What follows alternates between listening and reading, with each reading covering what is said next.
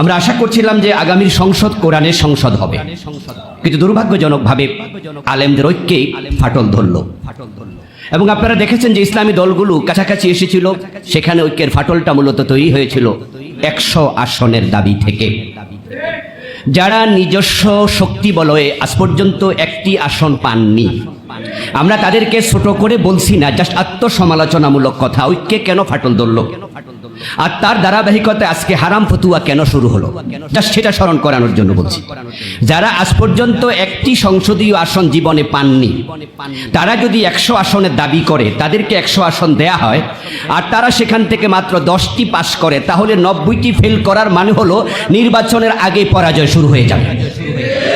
এজন্য তাদেরকে 100 আসন চাওয়াতে দেয়া হলো না, কারণ সে যোগ্যতা তাদের অর্জন এখনো হয়নি।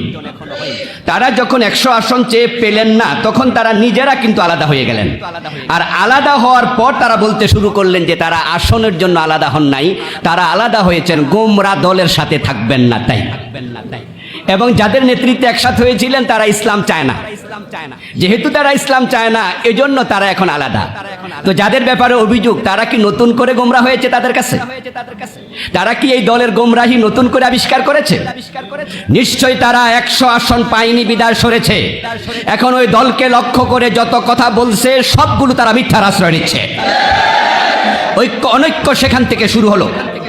তারপর এবার তারা ফির চলে এসে আলাদা হয়ে তারা কাদের পক্ষ নিলেন? আমাদেরকে বলছে আমরা গোমরা। কিন্তু তারা আজকে যে বিএনপির পক্ষে কথা বলছে, ধানের শীষের পক্ষে সাপোর্ট করছে, এবং বাংলাদেশের সর্বজন শ্রদ্ধেয় বড় রাজনৈতিক সংগঠনের বড় আলেম, তিনি সরাসরি ধানের শীষকে সাপোর্ট করে বলছেন আমাদেরকে, ইসলামওয়ালাদেরকে বর্তমান যারা আমরা আছি আমাদেরকে ভোট দেয়া হারাম। এখন অপরাধ কি? আমরা গোমরা। এখন যাদের পক্ষ তারা নিলেন, তারা কি গোমরা না শরীয়তকে স্বীকার করে? তারা বলছে তারা শরিয়া আইনে বিশ্বাসী নয়। তো শরিয়া আইনে বিশ্বাসী না করা কি কুফরি নয়?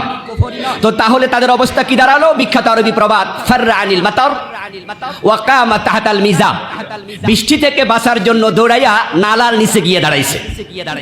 এখন যারা কুফরিতে বিশ্বাসী তাদের পক্ষ নেয়া কি কুফরি হবে না?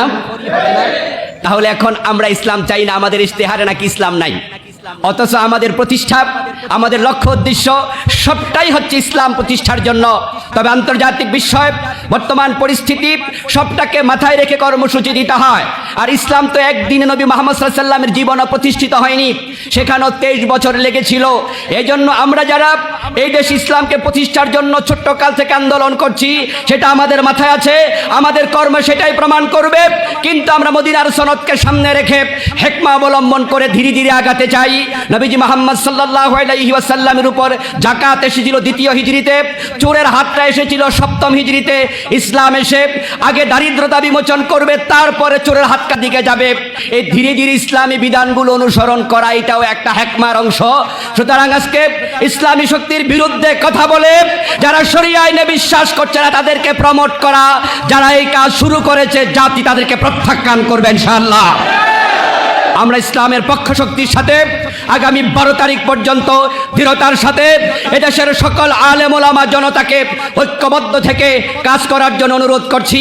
এবং যারা এই ফতুয়াবাজি শুরু করেছে, ওদের ফতুয়াকে জাতি প্রত্যাখ্যান করছে এবং প্রত্যাখ্যানের ঘোষণা করে আমি আমার কথা শেষ করছি। আসসালামু আলাইকুম ওয়া রাহমাতুল্লাহি ওয়া বারাকাতুহু।